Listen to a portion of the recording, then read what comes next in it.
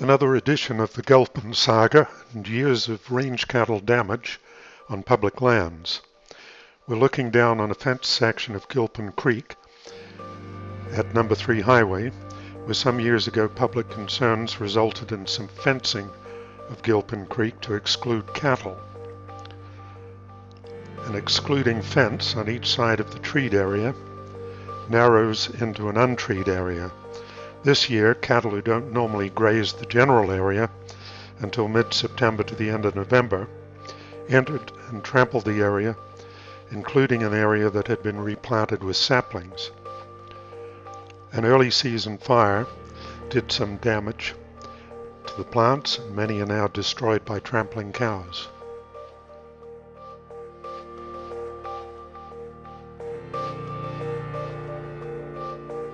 It narrows to a point under the power line, and outside of the exclosure there is another waterer.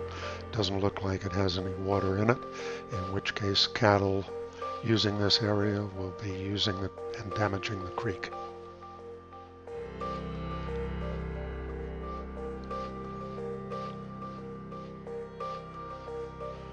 Turning back downstream to where the Gilpin Creek meets the highway.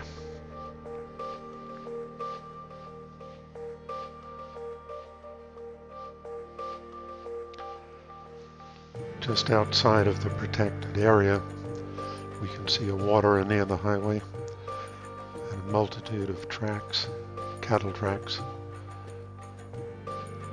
trampling an area that is part of the Gilpin Grasslands Park.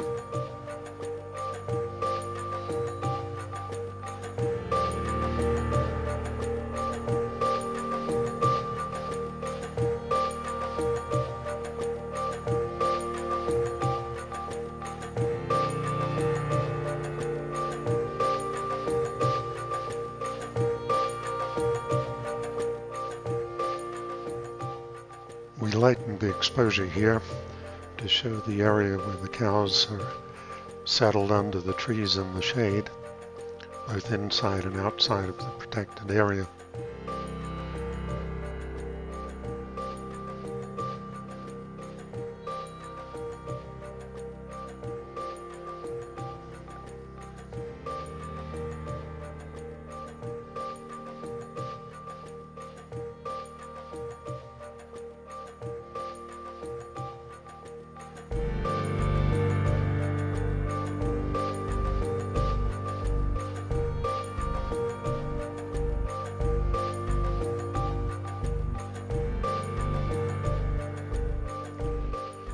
These pictures show where the cattle accessed the protected area and damaged the exclosure fence in various places.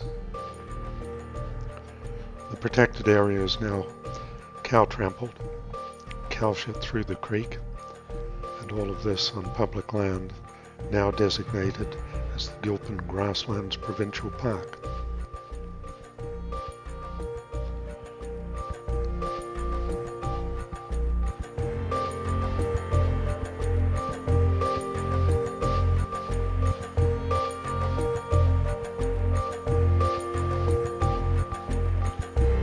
Water testing show high levels of fecal contamination in the creek, including E. coli and other potential pathogens.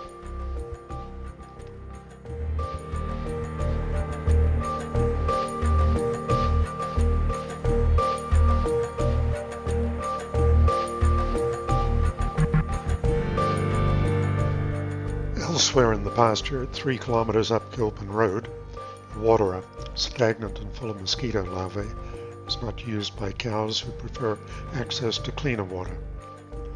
By this publicly funded water, a fence was constructed a short distance along the drop-off to Gilpin Creek to discourage cattle from accessing the creek.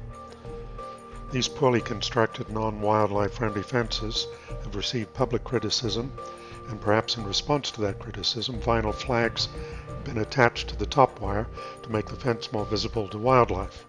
What is notable is that the flags have only been installed on the fence where it's visible from the road, which suggests that the real purpose of the flags is to deceive the public. A similar unused water and fence setup is on the east side of the creek. That was where a large slide occurred a couple of years ago because not much attention was being paid to the water. This picture shows where the wire fence has been tied up off the ground with stay wire to enable cattle to come and go down into Gilpin Creek. At 5K on the Gilpin Road, a rare functioning waterer with flow-through, no mosquito larvae or algae, with obvious signs of cattle use. In 2014, volunteers replaced fencing on the northeast side of Lost Lake to prevent ongoing cattle and off-road vehicle use. They did so at their own expense after Range Branch would not commit to doing so. Wildlife-friendly fencing replaced the old. In early 2016, volunteers replaced the fencing on the southwest side. Through poor planning, that original fence ended up mostly in the water and was reinstalled on higher ground by volunteers. Most of the original fence posts and wire were damaged by immersion in water, although only a few years old. In 2016, after cattle were in the area, we found that the nearby waterer had not been activated. Instead, the pond was flooded using a city water line, so now the new fence is immersed in water, just so cattle could access the muddy and contaminated areas just outside the fence.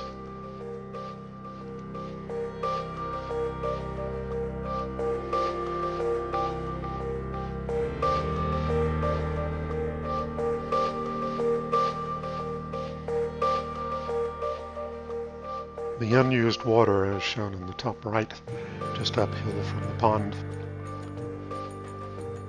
And the muddy, contaminated waters and soils that resulted from the flooding and cattle damage after that.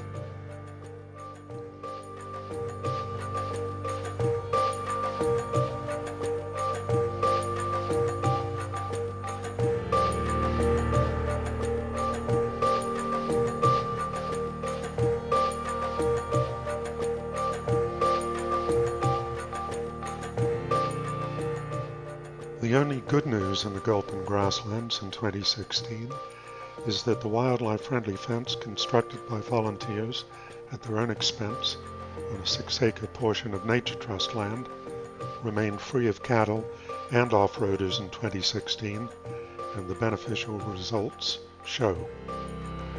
For more on Lost Lake, Nature Trust fencing, and the sorry management of public lands in the Gilpin Grasslands and elsewhere, go to www.boundaryalliance.org.